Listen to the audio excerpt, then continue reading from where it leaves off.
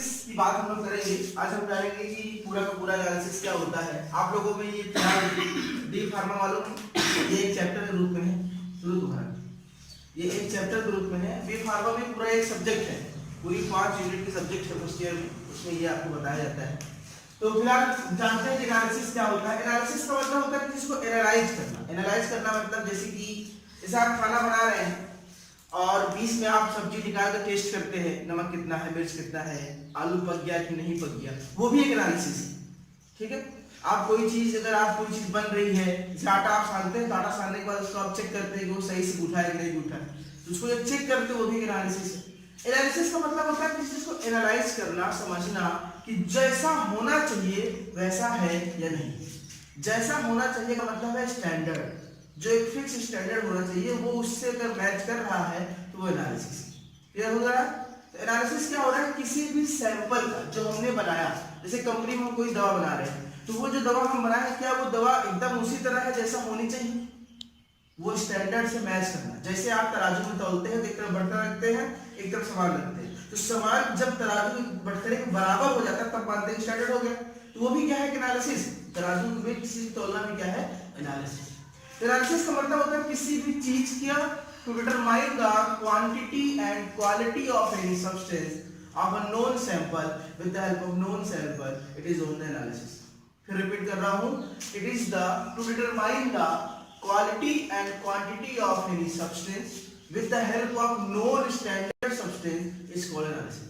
यानी किसी हमारे पास स्टैंडर्ड है जो हमको जानते हैं, दूसरा अननोन है, उसकी हेल्प से हम उसको पता करना है जो हमारा है वो सही है कि नहीं सही है, वो हमारा क्या है, एनालिसिस। जैसे भाई आप बाजार में बगिया में जाइए और बैल तोड़ के ले आइए, दोनों जेब भर लीजिए, अब आपको पता नहीं कितना ग्राम, दोनों लेके आइए मतलब और तराजू रख दीजिए, जो ग्राम आ जाएगा फिर मतलब वो एनालिसिस है कि आपने तौल लिया।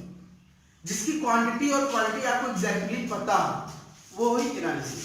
अब एनालिसिस दो प्रकार की होती है, ऐसा आपको नाम से लग रहा है, क्वांटिटेटिव और क्वालिटेटिव। क्वांटिटेटिव मतलब क्वांटिटी, क्वालिटेटिव मतलब क्वालिटी। तो क्वांटिटेटिव मतलब जब हम किसी एनालिसिस के द्वारा किसी की क्वांटिटी पता करते हैं, और क्वालिटेटिव क्या होता है जब हम एनालिसिस द्वारा किसी की क्वालिटी पता करते हैं। जैसे एग्जांपल के तौर पे सफेद रंग का कोई पाउडर, सफेद रंग का कोई पाउडर हम आपको दे दिए और आपसे पूछे बताओ ये मैदा है कि चीनी है कि नमक है कि आटा है या सोडा है, सब सफेद रंग के होते हैं। अब आपसे ये क्वेश्चन बताओ ये क्या है, तो आप उसको कुछ भी करके, टेस्ट करके, सूंघ करके या कुछ भी करके जब आप उसको बताएंगे कि ये नहीं भैया चीनी, नहीं ये नमक है, तो ये this is the qualitative analysis. जब आप सिर्फ क्या बताए उसकी क्वालिटी की जो चीज हम बता रहे हैं वो है क्या, this is called qualitative analysis.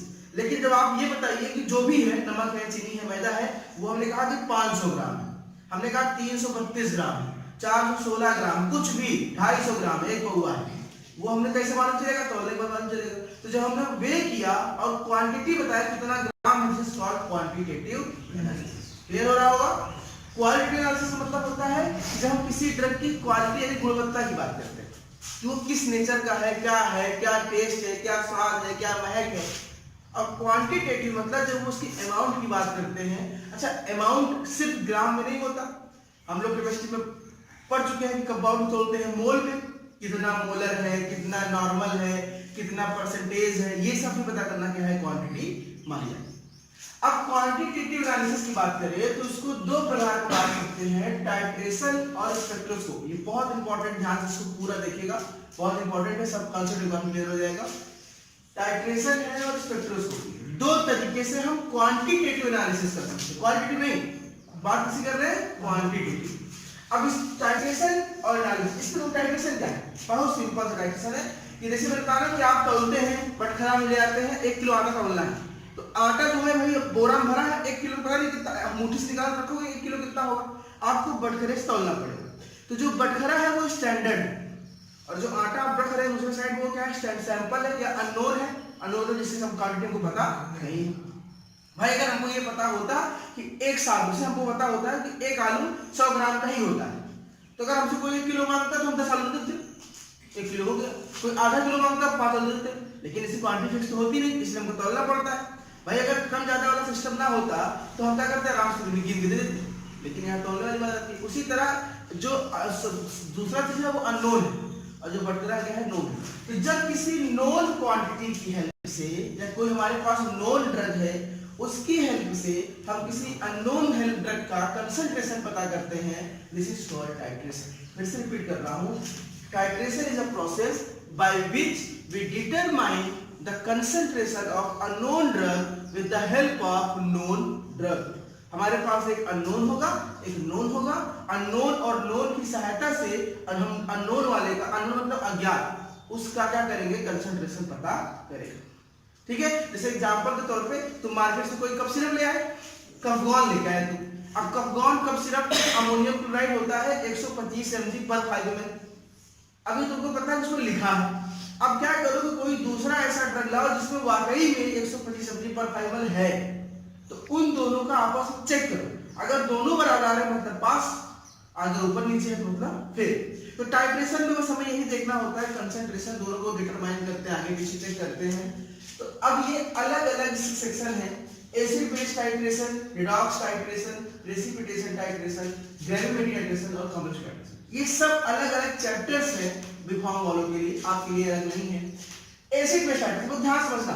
देखो एक चीज मैंने आपको कंफर्म कर दी कि पूरे के पूरे टाइट्रेशन में हमेशा दो चीज कॉमन है। टाइट्रेशन प्रोसेस के लिए एक नोन का होना जरूरी है ना, और दूसरा अननोन का होना जरूरी है। नोन वाले को हम बोलते हैं स्टैंडर्ड और अननोन वाले को बोलते हैं टेस्ट, या इसको बोलते हैं सैंपल, है ना, टेस्ट है या सैंपल।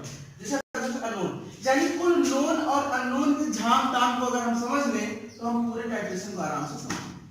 पहला है एसिड बेस टाइट्रेशन। अब ये क्या होगा, दोनों में से एक एसिड होगा एक बेस होगा।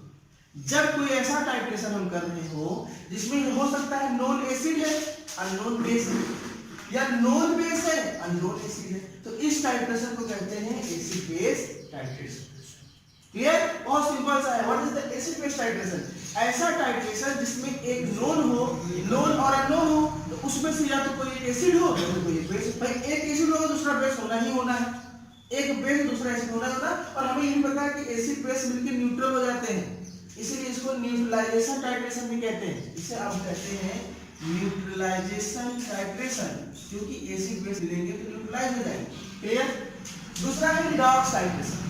अब एक नोन है एक अननोन है, और नोन अननोन के रिएक्शन के पश्चात अगर इलेक्ट्रॉन का ट्रांसफर हो रहा है, हो सकता है इलेक्ट्रॉन नोन से अननोन की तरफ जा रहा हो या इलेक्ट्रॉन अननोन से नोन की तरफ, तो दोनों को मिलाओगे उनमें इलेक्ट्रॉन का ट्रांसफर होगा। और जब इलेक्ट्रॉन का ट्रांसफर होता है तो उसी को बोलते हैं रिडॉक्स रिएक्शन, ऑक्सीडेशन और रिडक्शन रिएक्शन। तो ऐसा टाइट्रेशन जिसमें नोन और अननोन को मिलाओ तो उनके बीच रिडक्शन और ऑक्सीडेशन रिएक्शन शुरू हो जाए, उसे कहते हैं रिडॉक्स टाइट्रेशन। दूसरा है प्रेसिपिटेशन टाइट्रेशन। आप जानते हैं व्हाट इज द प्रेसिपिटेट? जब दो कंपाउंड को हम मिलाएं और दोनों मिलकर एक कॉम्प्लेक्स बना लें, और ऐसा कॉम्प्लेक्स जो पानी में ना घुले। जब पानी में नहीं घुलेगा तो जाके नीचे पेज बैठ जाएगा, जम जाएगा, है ना।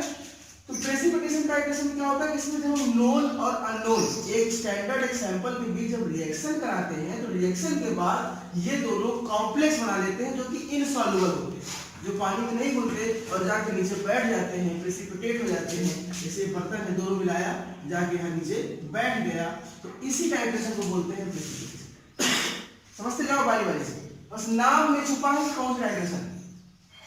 अगला है ग्रेविमेट्रिक टाइट्रेशन। इसमें क्या होता है, ग्रेविमेट्रिक क्या होता है कि भाई देखो इस बार हमने क्या प्रेसिपिटेट बन गया और उसके बाद हमने क्वांटिटी पता कर ली। ग्रेविमेट्रिक प्रेसिपिटेशन से मिलता जुलता है।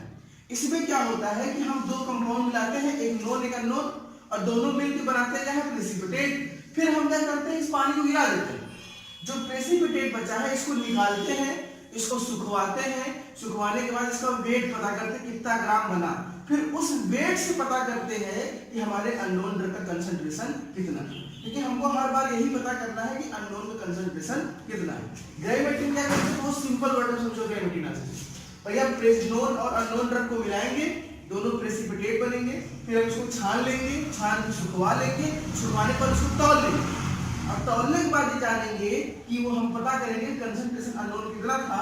This is called gravimetric. Precipitation में कुछ नहीं करते, बस प्रेसिपिटेट बना हम समझ गए, ये ग्रेविमेट्रिक में प्रेसिपिटेशन एक स्टेप और आगे, उसको पहले सुखवाओ, उसको तौलो।